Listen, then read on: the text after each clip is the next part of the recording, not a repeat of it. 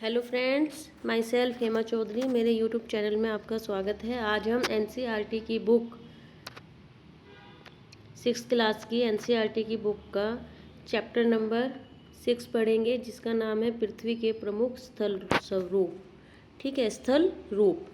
ठीक, तो इसमें आज हम इस चैप्टर को एनसीईआरटी का जो भी हमारा टॉपिक है उसको हम कवर करेंगे इसमें।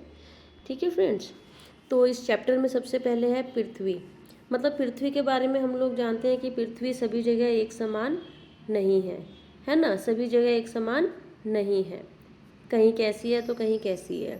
अनगिनत प्रकार के स्थल स्वरूप है पृथ्वी पर, कुछ ऊंचे नीचे और कुछ समतल। कुछ ऊंचे नीचे समतल, कहीं पहाड़ है, कहीं समतल मैदान है, कहीं नदियां हैं, कहीं ज्वालामुखी है, कहीं पर्वत है ना। तो हम इन सब चीज़ों के बारे में आज हम पढ़ेंगे। जब हम स्थल स्वरूप की बात करते हैं तो स्थल रूप जो है दो प्रक्रियाओं के कारण बनते हैं। वो दो प्रक्रियाएं कौन सी हैं? एक तो होती है प्रथम आंतरिक प्रक्रिया और दूसरी है बाह्य प्रक्रिया।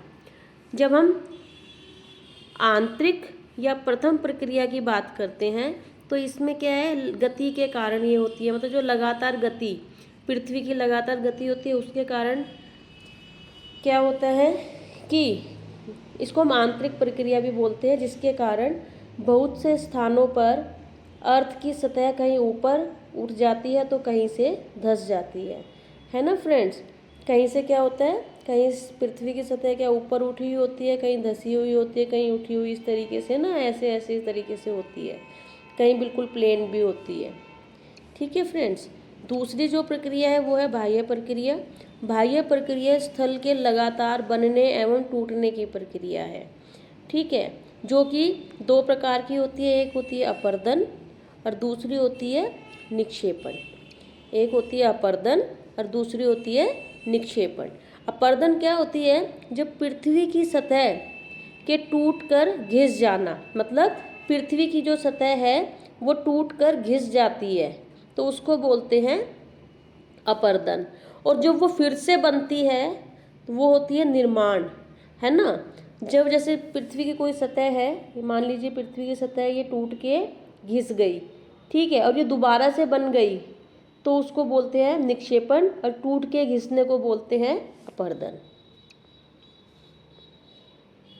और अपरदन के कारण क्या होता है, सतह नीचे हो जाती है। ठीक है फ्रेंड्स, और ये जो दोनों प्रक्रियाएं हैं, अपरदन और निक्षेपण, दोनों प्रक्रियाएं बहते हुए जल, वायु, बर्फ के द्वारा होती है।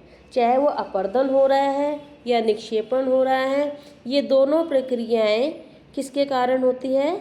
जल, वायु और बर्फ के द्वारा ये प्रक्रियाएं होती हैं। विभिन्न स्थल रूपों को उनकी ऊंचाई एवं ढाल के आधार पर पर्वतों, पठारों एवं मैदानों में डिवाइड कर सकते हैं। ठीक है ना। जो पृथ्वी के जो स्थल स्वरूप है उनको हम उनकी ऊंचाई के आधार पर, ढाल के आधार पर, पर्वतों, पठार और मैदानों के आधार पर हम इसको कई भागों में बांट सकते हैं। तो स्थल स्वरूप में हम पहाड़ी के बारे में पढ़ते हैं। पहाड़ी क्या है? वह स्थलीय भाग जो कि आसपास की भूमि से ऊंची उठी होती है। मान लीजिए ये आसपास की भूमि है और इससे जो ऊपर का जो उठा हुआ भाग होता है इसको हम पहाड़ी बोलते हैं।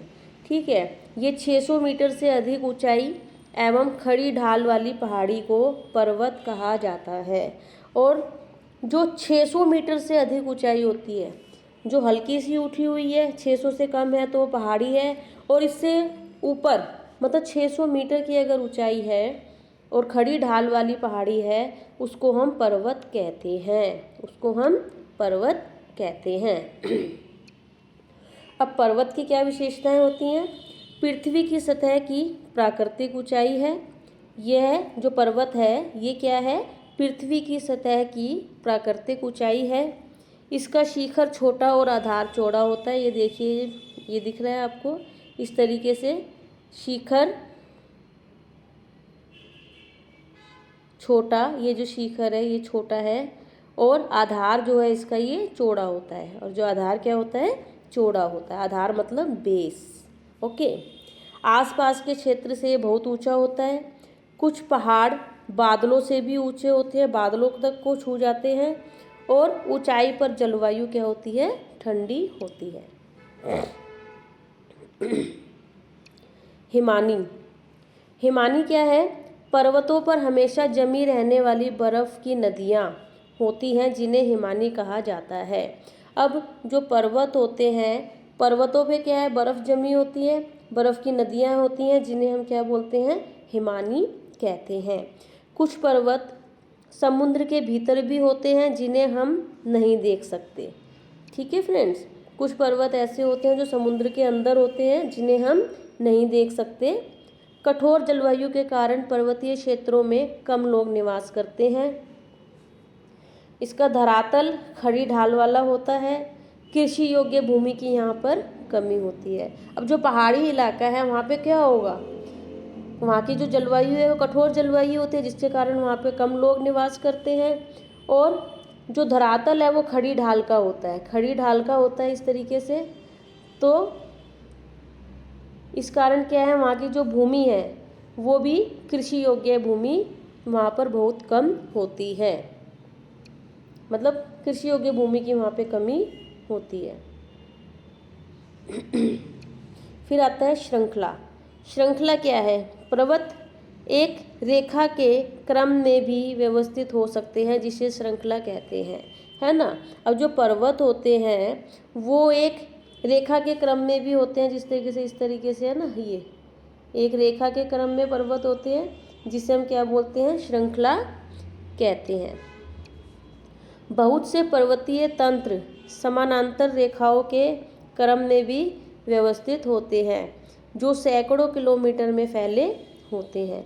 जैसे इसका एग्जाम्पल है हिमालय पर्वत, आल्प्स पर्वत और एंडीज पर्वत। ठीक है, ये तीन इसके एग्जाम्पल हैं। हिमालय पर्वत एशिया में है, आल्प्स पर्वत यूरोप में है, और एंडीज पर्वत साउथ अमेरिका में है। जो पर्वत होते हैं वो तीन प्रकार के होते हैं, है ना, वलित पर्वत, ब्रोशथ पर्वत और ज्वालामुखी पर्वत। ठीक है फ्रेंड्स,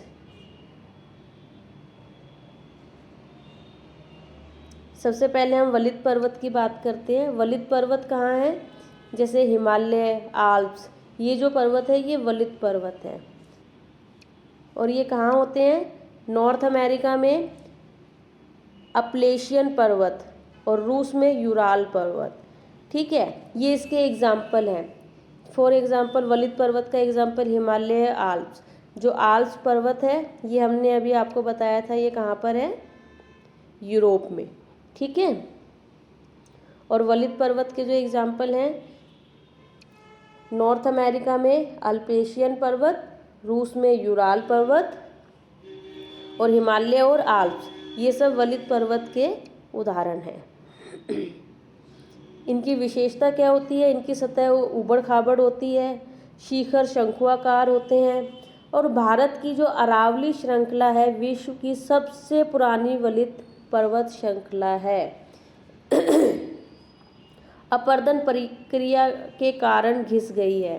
और जो ये अरावली जो पर्वत श्रृंखला है ये अपर्दन की प्रक्रिया के कारण क्या हुई है, घिस गई है।